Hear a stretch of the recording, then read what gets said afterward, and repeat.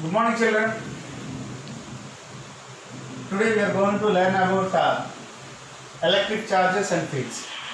This is going to be very important chapter in your second year, and the weightage is also going to be high. So let us go with what is electrostatics first. Why? Because we are going to call these electric charges and fields in another way as electrostatics. So in this electrostatics, we are going to have two terms. First one is electro and the second one is static.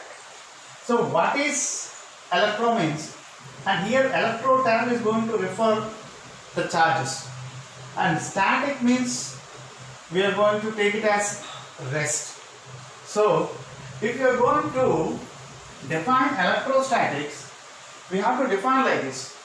The study of properties of stationary charges is called electrostatics.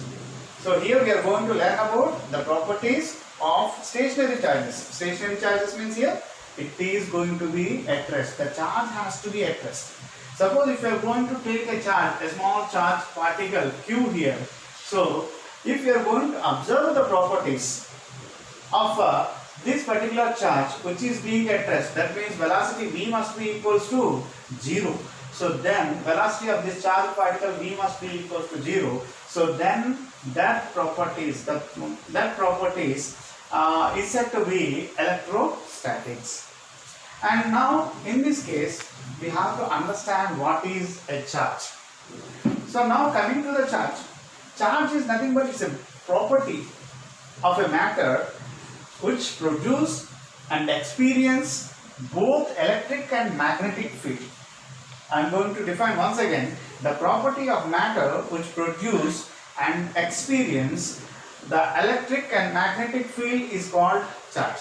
So generally if this charge particle is being placed in presence of magnetic field or in presence of electric field, definitely they are going to be influenced.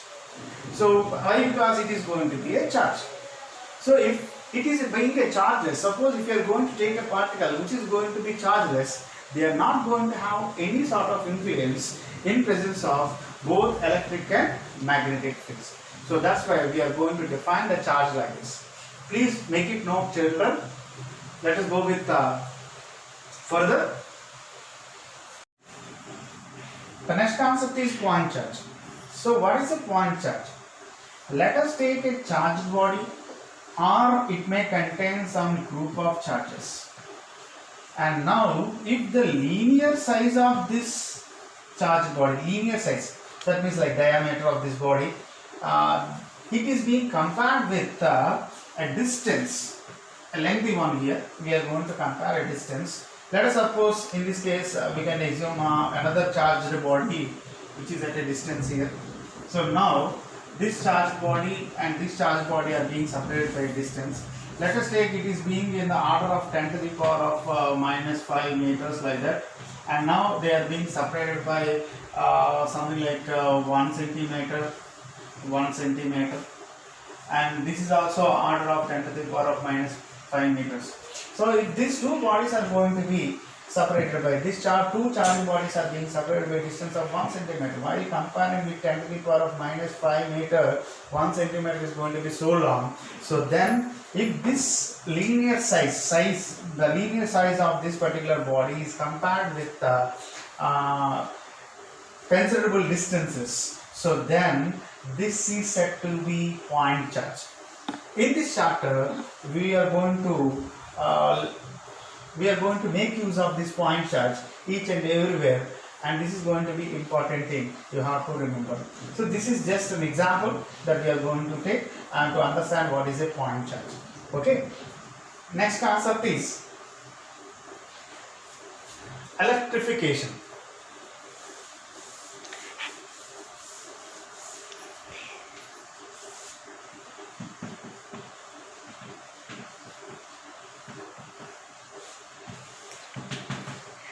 So it's a process. Actually it's a process. Before going to learn about this process, we have to understand three kinds of bodies. What are those three kinds of bodies here? So first of all, according to their charges, that are being present on those bodies, we can divide them into three categories. First one is positively charged body, and the second one is negatively charged body, and the third one is neutral body. From the basic idea of atomic structure, we can able to know that every atom is electrically neutral. Every atom is an electrically neutral atom, Na. So you all know that this Na is going to have 11 electrons and 11 protons. So these electrons are going to have negative charge and these protons are going to have positive charge. So this is negative and this is going to be positive charge. So here the number of positively charged particles and the number of negatively charged particles are going to be equal. So that's why this Na is going to be electrically neutral. We know that. But in the case of a small reaction, let us go with that.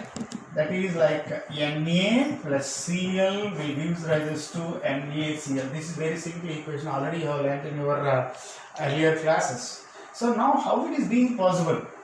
So now if you are going to consider Na, all you know that how that electron is being transferred from Na to Cl. So now first of all Na has to become Na plus one single electron. This is Na plus and plus one single electron. And now here this Cl has to take this electron plus one electron to come out as Cl minus. So here Na become Na plus and as well as Cl, by taking this electron what was left by this Na that was taken by this Cl atom and this becomes Cl minus. Now these are called ions. This is Na plus ion and this is going to be Cl minus ion. So then here electrically we are going to call it this Na plus as positively charged body. And here after taking this electron, this Cl becomes Cl minus and we are going to call it as negatively charged body. So then from these equations we can able to understand that a neutral body can become a positively charged body or a negatively charged body. So in the case of Na, by removing the electrons, by taking out the particular electrons, Na becomes Na plus. So from this equation we can understand that here by removing the electrons we can get positively charged bodies, and by adding electrons we can get negatively charged bodies. So like that here we can able to establish three kinds of bodies according to the charges that are being present on them. So here first of all positively charged bodies, negatively charged bodies, and the third one is electrically neutral bodies. Why? Because the net charge on these bodies will be equals to 0 here, like any atom. This is a pure atom and this atom consists of number of positive charges must be equals to number of negative charges. So all they are going to have equal magnitude, but this is going to be negative and this is going to be positive. That is the difference, only difference, but both are going to be combined as in your atomic structure, all you know that. So it is going to be electrically neutral. But while going with a reaction, so this is going to be the change that we can able to see. Na becomes Na plus by giving one electron out, and Cl plus one electron, this electron will give rise to Cl minus. So thereby we can have Na plus ion and as well as Cl minus ion. This is positive ion and this is said to be negative ion, or this is something like positively charged body and this is said to be like negatively charged body. So here the electrification process, now we are going to learn about electrification. So we can define electrification as it is the process in which a neutral body is changed into a charged body by adding or removing the electrons from it. See here carefully, it's a process. A neutral body has to become a charged body by adding or removing the electrons from it. So here a neutral body is becoming either positively charged body or negatively charged body. If you are going to add electrons, it becomes negatively charged body. If you are going to remove the electrons from it, it will become negatively charged. By removing the electrons, it will become positively charged body. So now, why we have to remove only electrons? Can't we remove protons here? You might have a doubt like that. So here, all we know that electrons are going to be located in the outer core of the atom. Suppose if you are going to take the atomic structure, all you know that electrons are going to revolve around the nucleus, but the protons are going to be inside the nucleus. It is difficult to take the protons from the nucleus, but electrons can easily, they can be, when compared to the protons, that electrons can easily come out from the atom. So that's why they can able to transfer from one body to another body, and the bodies can be electrified or the bodies can be charged. So this is electrification process. This electrification process can be done in 3 ways. So let us go with those 3 ways here.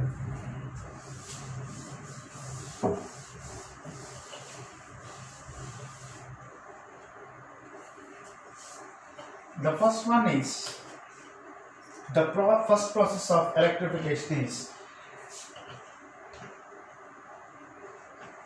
charging by friction. And the second one is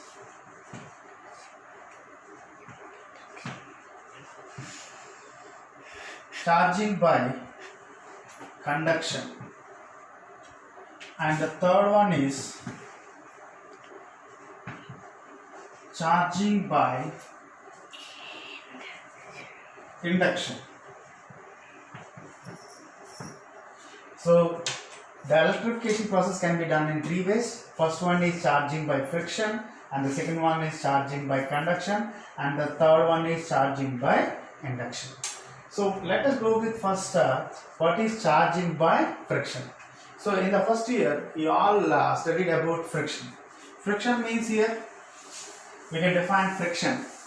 Suppose the opposing force which is offered when there is a relative motion between the 2 bodies, and there should be a contact in between those 2 bodies. Already we know that. So here the friction is going to be developed when the 2 bodies are going to connect with each other, and there should be a relative motion between them. So then it is said to be something like friction. So in that friction case, how the bodies are getting charged, let us go with let us see with an example. So here we are going to have a generalized example. Let us go with a silk cloth. Let us take, this is going to be silk cloth, and this is something like a glass rod. When you are going to rub the silk cloth with the glass rod, this is silk cloth and this is going to be glass rod.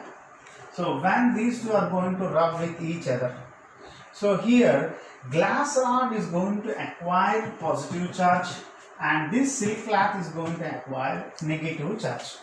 So why? Because silk cloth is going to have high electron affinity values, and they can able to gather the electrons, and they can able to grab the electrons from the glass rod. And this is going to have less electron affinity value, and it can able to give some electrons to the silk.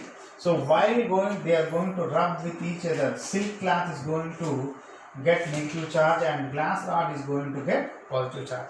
In this process, by friction, by rubbing with each other, this silk cloth is initially neutral and the glass rod is initially neutral. By rubbing them, silk cloth is getting negative charge and glass rod is going to get positive charge. So this is the process in which the bodies are getting charged by friction method. And let us go with the second method of electrification.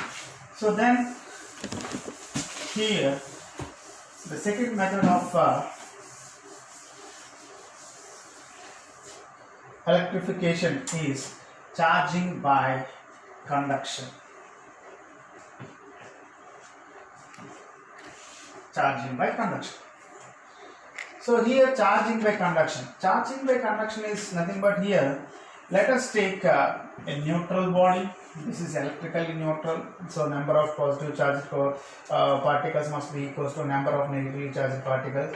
And now this is being connected directly with another charged body like this.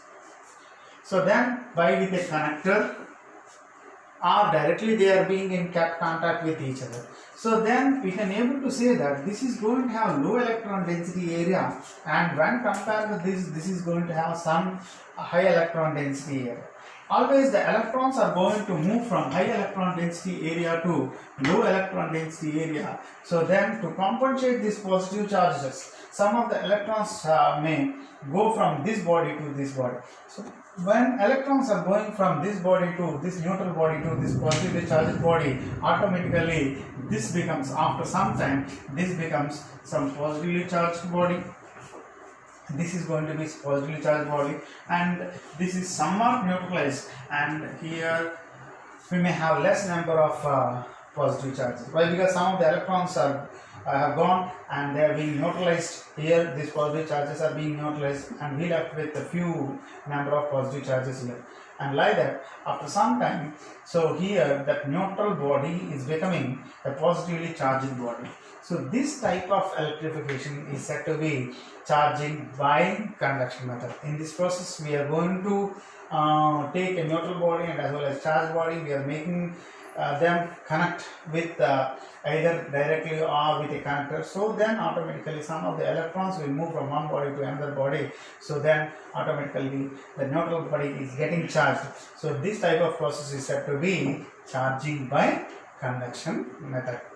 And next one is charging by induction method.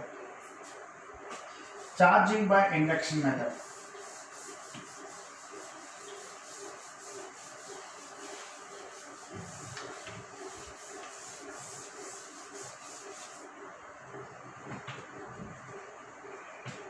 Charging by induction. What is induction? Induction means self-developing. Self-developing, automatically developing. So here, if the charges are going to develop automatically, automatically inside a body, that is said to be something like induction. Let us see how they are going to develop this charges themselves. Let us go with an example. So in this case, I am going to take two bodies. One is electrically neutral and another one is a positively charged body. So here we are going to have a positively charged body like this. And when this electrically neutral body, as there is no charge on this, net charge on this body will be equal to 0, and this electrically neutral body is brought nearby this positively charged body. So what happens in this? So here in this electrically neutral body means we should not think that there is no charges at all. So here the positive charges, the number of positive charged particles must be equal to number of negatively charged particles. So like that here we are going to have both positively charged particles and as well as negatively charged particles. And while we are going to brought this particular electrically neutral body nearby this electrically positive body, so the negative charges in this body are being attracted by this positively charged body, and they are going to migrate towards this end, and we can have some deposition. We are going to have some deposition of negatively charged particles at this end, and the same number of, so here we are going to have 6 positive charges and we are going to have 6 negative charges. They are being attracted by these positive charges, and the same kind of number of positive charges are being deposited, and they are being automatically they are being pulled back to the other end. This is said to be something like positive charge deposition, and they are being pulled back, and we can have positive charge deposition here. And after this process, if you are going to connect this end to the ground, so now here this is ground. So now What is the use of connecting this body to the ground means here? Ground is going to be a huge reservoir of charges. Huge reservoir means here it can able to accept any number of electrons, or it can able to liberate any number of electrons. This is like ocean. So here the ocean can able to take any sort of water, or it can able to give any sort of water. So like that, how much any amount of water here. So here the ground is going to take the electrons. It can able to take the excess electrons from the body, or it can give the electrons to the body. But here there are some positive charges, and to compensate these positive charges, some few electrons may come and they can able to neutralize these positive charges. And after neutralizing this particular body is left with only negative charges. There are going to be 6 negative charges. So here this six negative charges means here how they are coming out means here we are going to take 6 positive charges, and automatically we are going to get 6 negative charges inside this neutral body. So here the neutral body is becoming a charged body. So this is the process in which the charge is being induced. That means it is going to be self-induced inside this body, and the remaining charge, whatever be the left part, that is being grounded here, and now this neutral body is becoming charged. So the main thing, important thing here is how much charge we are going to bring it nearby uncharged conductor or neutral body. The same amount of charge is being brought on this neutral body. So here if this is something like plus Q1, and this something like this is a plus Q, and this is going to be minus Q here. Same amount. Suppose this is going to be something like 6 coulombs, and this is also going to be something like 6 coulombs. Okay. Now we will go with properties of the charges. The first property of the charge is charge conservation.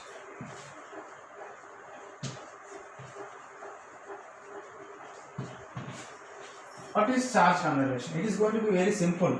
That previously we have taken a small example like Na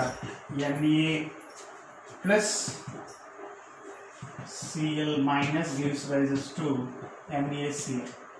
So in this particular reaction, Na plus and as well as Cl minus are going to be two different substances, and they are being combined to form NaCl. Suppose if you are going to learn, if you are going to observe the number of positively charged particles here and the number of negatively charged particles in this system before reaction and after reaction, it is going to be same. So no electron is being added in this newly in this reaction, or no electron is being taken out in this reaction. So in a particular isolated system, always the charge remains constant. So here no electrons are being added into the isolated system, or no electrons are being removed from the isolated system. So then always the charge is being remained same, or it is being remained constant in an isolated system. So then it is called charge conservation. So what is charge conservation means here? In an isolated system, always the number of charges remains constant, or the total number of charge is going to be constant. So then it is said to be charge conservation. And now the second thing is, we can go with second property as charge quantization. Charge quantization. What is quantized? So you have learned about this term in Bohr atomic model, like the energy of an electron is being quantized. So how it is being quantized? So already you came across this type of equation, E is equals to h nu, or nh nu, you can take it as nh nu. So here energy of an electrons around the nucleus are being quantized, and nh nu means here you can take n is equals to 1, n is equals to 2, n is equals to 3, corresponding to different orbits around the nucleus here. So here energy is being expressed, any energy of any kind of orbit around the nucleus can be expressed in terms of 1 h nu, 2 h nu, or 3 h nu, like that. Electrons are being quantized, energy is being quantized for an electron which is being revolving inside around a nucleus here. So similarly with that like quantization, here the charge is also going to be quantized. So quantized means here expressing the total charge in terms of a definite quantity. So here the charge quantization must be, we can able to define it as whatever be the amount of charge that is being present inside a body that can be expressed in terms of integral multiples of the basic unit as E. So what is E here? E means here this is being the basic thing that we can able to get, basic charge that we can able to, basic amount of charge that we can able to get, and below this we cannot able to get. This is going to be something like the smallest charge that we can able to get. So then this is going to be the basic thing. And now what will be the total amount of charge that is being present inside a body can be expressed in terms of E. So that means here either it can be 1E or 2E or 3E or something like NE. Suppose if n number of electrons are going to be present on a body, so then we can write the total charge is going to be Q is equals to how much here? Minus Ne. So why? Because they are going to be electrons, and this negative sign indicates that that is going to be the negative charge. Suppose if there are 5 number of positive charges are there on a body, we can write that Q is equals to plus 5E. Why? Because E is going to be the basic very low value that we can able to get to measure the charge. So this is nothing but the charge of an electron. So now what will be the amount of charge that can we have to represent for a particular body, that can be expressed in terms of E or integral multiples of E. So this is what we call charge quantization. Charge conservation means here in an isolated system always the charge remains constant, no electron or no electron is being removed or added, and here the charge quantization is nothing but whatever be the amount of charge that is being present on a body can be expressed in terms of integral multiples of E. E means here the basic unit of charge, and this is charge of an electron, and the charge of electron already you know that this E value will be equals to how much here? This E can be written as E is equals to 1.6 into 10 to the power of minus 19 coulomb. Later we are going to define the coulomb also. So 1.6 into 10 to the power of minus 19 coulomb. Okay, are you able to understand? Note it down. So the third property of the charge is invariant. Third property is charge is invariant. What is invariant? Invariant means here it is not going to be changed. Suppose if the charge is moving, let us take a plus Q which is going to move with velocity v. Suppose if it is going to move with a velocity v here, so here while it is moving with velocity v, so here the charge is not going to be increased or charge is not going to be decreased. So here it is invariant, it won't be changed, it is not going to be changed here. And similarly here, if you are going to observe the charge in any different frames, so if you are going to observe the same charge with 2 different frames, the charge is not going to change its magnitude or it is not going to change its sign. So that is said to be charge invariant. So what is charge invariant means here? Charge does not undergo any change due to its motion. So its motion, suppose if it is moving, so charge is not going to change its magnitude or its sign because of its motion. So that is what we call charge invariant. Okay, understand? So next one is fourth one.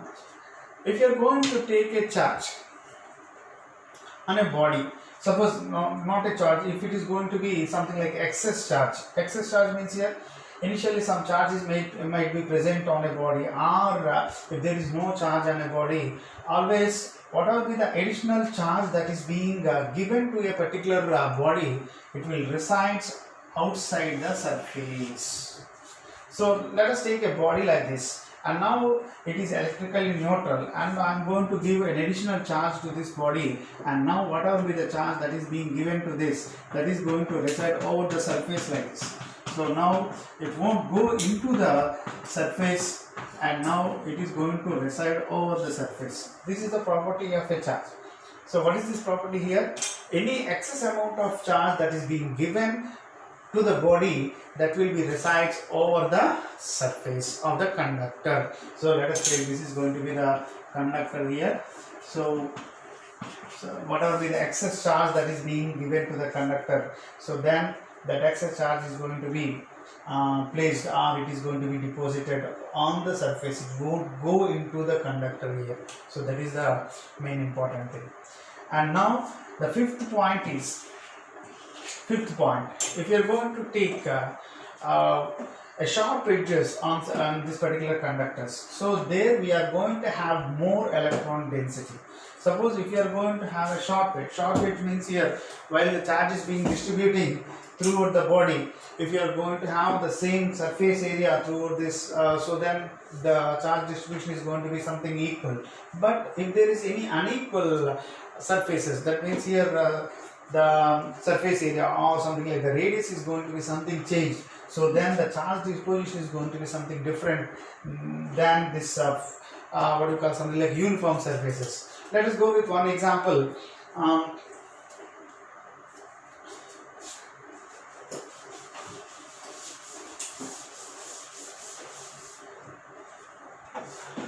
Let us take a body like this.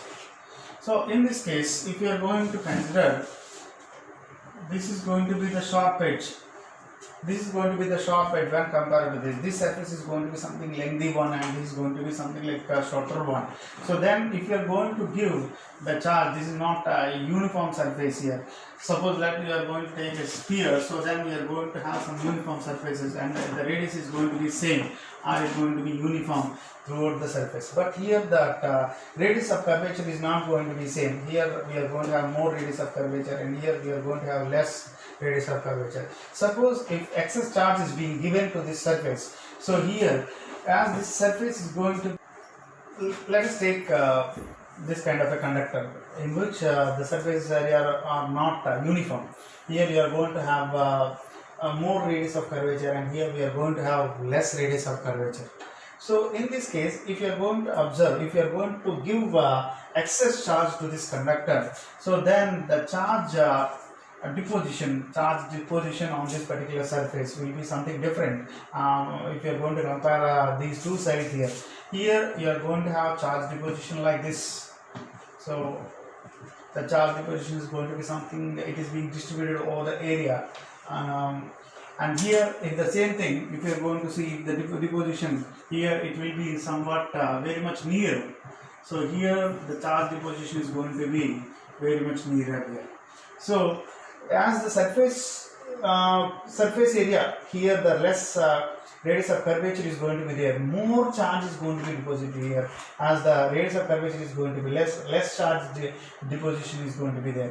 And we can say that here the charge density is going to be more at sharp edges, and here the charge density is going to be less at you are going to say the when we are going to take a broad surface, or if you are going to take a lengthy surface here, or the radius of curvature is going to be more. So this principle is going to be used in constructing lightning conductors. So all you are aware of lightning conductors. So that lightning conductors are going to be held on very tall buildings, and that lightning conductor is made up of some material that with a conductor, and it is going to have very sharp edge like this. So whenever the lightning is going to strike, so then the charge is going to be taken by this conductor, and it was something like grounded, and all that charge that was coming out from this lightning, it is being taken by this conductor very easily because of this sharp edge. You can able to grab more charge, and that charge was given to the ground, and thereby the building is going to be something safe in this particular lightning case. So like that here, whenever we are going to take sharp edges, we are going to have more charge density, and here when we are going to have more radius of curvature, the charge density is less. In terms of, we are going to relate the charge density. Actually, what is charge density means here? The charge that is being deposited per unit surface area. Here, that is what we call surface charge density. I am talking about surface charge density, and we are going to have different charge densities, and we are going to learn it in the coming up concepts. But I am going to talk here is about charge per unit area. Charge per unit area, surface charge density. That surface charge density is denoted with sigma. Sigma is directly proportional to 1 by r square. Sigma. If radius of curvature is going to be more, then the charge density is going to be less here. So here the radius of curvature is going to be less, so then the charge density is going to be more. So this is going to be the important point about charge. Okay, so and the remaining points the next point is like charges are going to repel with each other, unlike charges are going to attract with each other. So this is another point that is going to be the fifth point we can able to talk. So what is that? Like charges are going to be repel, and unlike charges are going to be attract. They are going to attract with each other. So here we can have an attraction between unlike charges and repulsion between like charges. Suppose if two negative charges are there, we can expect, or two positive charges or two negative charges, we can expect repulsion between them. And while you are going to take one is positive and another one is negative, we can say there will be an attraction between that unlike charges. And next thing is the stationary charges. If you are going to consider the stationary charges, and this is going to be the one important thing, as long as they are being stationary, they are not being affected by magnetic field. They are not going to be affected by the magnetic field. Once they are going to move, so then they are being affected by the magnetic field. And this is going to be something like okay, some more important points we can discuss about charges here. These are well known to you. This particular point is well known to you. Like charges are going to be repelled, and unlike charges are going to attract each other. Suppose if two positive charges are there, there are two positive charges are there, or two negative charges are there, so they are going to repel each other. So they are going to repel each other, and now one is positive and another one is negative. Here we can see the attraction between the two charges here. These are unlike charges and these are going to be like charges. So here we can have some repulsion between these two charges here, and here there will be some attraction force between these two charges. And next thing is this is going to be something like sixth point. Like charges repel and unlike charges are going to attract. And now the seventh point is if you are going to take a stationary charge is not being affected by magnetic field, So this is going to be the next point when you are going to consider the stationary charge. Why? Because it is not going to create any sort of magnetic field, so that's why it can be able to be affected by only electric field. Stationary charges are going to produce only electric field, and they can be influenced by another electric field only, but magnetic fields cannot affect the stationary charges. And now next, if you are going to consider stationary, I'll write that particular point. Stationary charges are not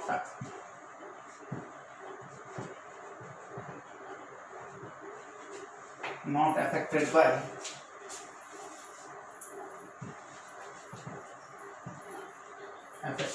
by magnetic fields. So here this is the point, and now next one is eighth point. If you are going to consider the eighth point,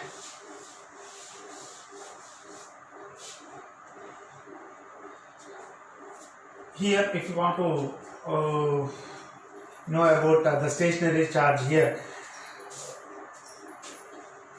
the bodies, suppose if you are going to consider a body, a mass without charge. So there might be some mass without charge. Suppose a neutral body is there.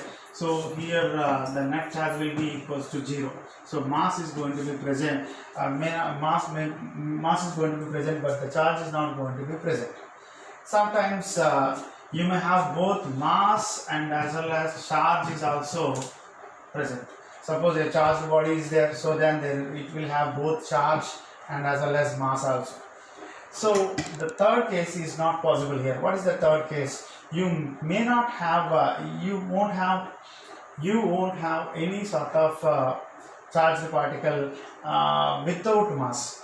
So every charged particle must have mass. So without mass, we cannot expect any charged particle. So this is the point you have to understand. So here, this case is not there. M is equals to 0 and Q is not equals to 0. This case is not possible. So we cannot expect any charged particle without mass. Okay, so this is going to be the 8th point, and the 9th point is going to be something like whenever a positively charged body, suppose a positively charged body, if you are going to take 9th point, a positively charged body, you consider a body here and it is going to be neutral. Suppose here an excess electron is being given to this. If an excess electron is being given to this particular body, the mass of the body is increased. The mass of the body is going to be increased. So why? Because electron is going to have some mass. Whenever that electrons are being deposited on this, so then automatically the mass of the body will be increased. And suppose if you are going to consider a body and you are going to take the electrons from this, so then this becomes positive. So then initially it is going to have more mass, but after removing electrons from this particular body, the mass is getting decreases. So these are the points we can able to observe when you are going to observe the properties of charges here. And the last one is here electrostatic force between the charges is going to be it is going to be more when compared to the gravitational force. Already in the first year you have learned about gravitational force between the two different bodies. So then while you are going to take a comparison between electrostatic force and as well as gravitational force, this is nearly 10 to the power of 36 times, nearly 10 to the power of 36 times greater, 10 to the power of 36 times greater than that gravitational force between the two bodies here. So electrostatic force is going to be the strongest force when compared to the gravitational force. So these are the important points that we can able to know about charging particles. Okay.